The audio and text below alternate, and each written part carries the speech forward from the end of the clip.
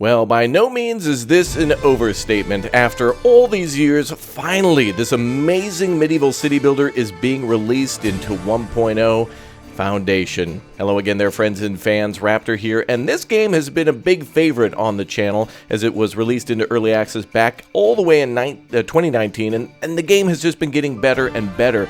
But with their recent trailer showing the release date for the game and also all of the changes over the years, man, does it look damn good. I barely recognized it. It looks a little bit like Pioneers of Pagonia and even like some sort of a weirdly modded Manor Lords. And this game plays a lot like some other big favorites on the channel, like for example, of course, well, Manor Lords, but a little of Farthest Frontier, and I might even say Ostriv, another game that allows you to build roads by not building roads. You're literally setting up land and telling people that they're forbidden to go to certain areas, and they kind of wander their way through to then make the pathways through your kingdom. And now, after all this time, we haven't seen it since the very beginning of the game, but castle building is back, and this is a game that you can then, in small parts and modules, build your very own like fortress and castle and monastery and walls.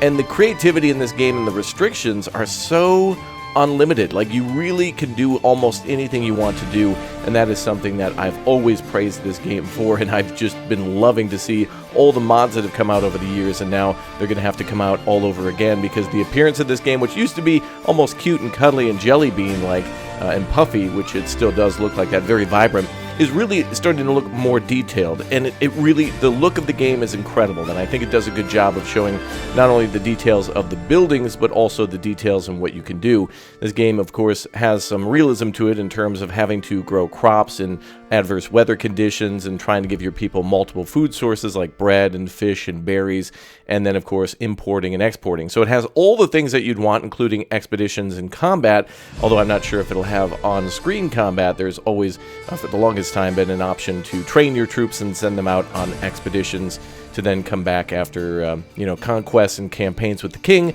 to bring back things like blueprints and other types of weapon ideas that your blacksmiths can then make, and of course more things to trade. And the way the game has worked has been beautiful. And I think this game, now that I think of it, I do believe that, yeah, I think it has a procedurally generated map now, where you can have different types of maps generate themselves, which is, honestly, that's something I wanted to see in the newest City Skylines. I want to see every city builder or survival like base builder have a procedurally generated option. If Manor Lords had that, if Ostriv had that, it would be beyond amazing. So I really hope, I hope we get a lot more games like this that have that. But anyway, January 31st, 2025, we have ourselves the full release into 1.0, no longer early access, and I'm sure these developers will continue to support it.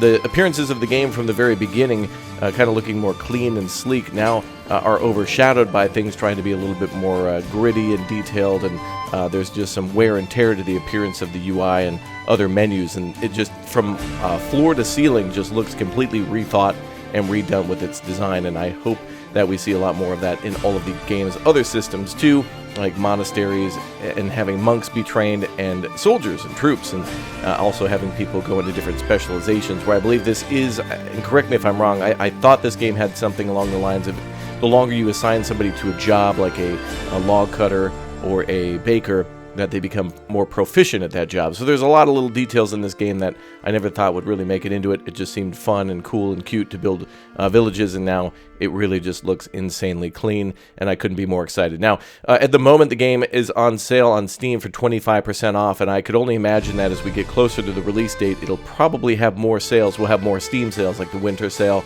and maybe even a spring sale, or really after the release. It's definitely when you absolutely should get on sale if you love yourself some city builders, and it really does bridge the gap between other games like Farthest Frontier, again, Ostriv, and Manor Lords, and I think it's a perfect fit. It doesn't feel like just an offshoot. It is a little more casual, honestly, but there is a lot of planning to it, and it really does have a lot of realistic, thought process to managing your workforce. I want to say that it's a carefree game. It's not as hardcore, but it is not carefree, and really requires a lot of space planning and foresight to build in this game, and I truly love it. And I'm really happy to see the developers finally releasing it. So, updated demo on Steam for free for everybody is one of their announcements. And also, of course, yeah, the January 31st release date, to which we'll probably be playing in advance. So if we ever get additional keys for this game, I absolutely want to do giveaways for all of you. So make sure you're subscribed and make sure you hit that like button.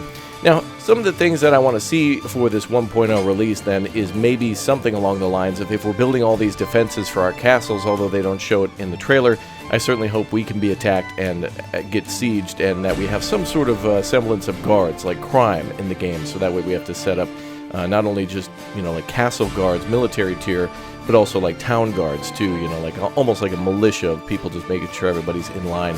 The game has a whole religion system for churches and cathedrals that you can build, again, all custom, where you get to build like the main buildings and the flying buttresses and the bell towers and everything.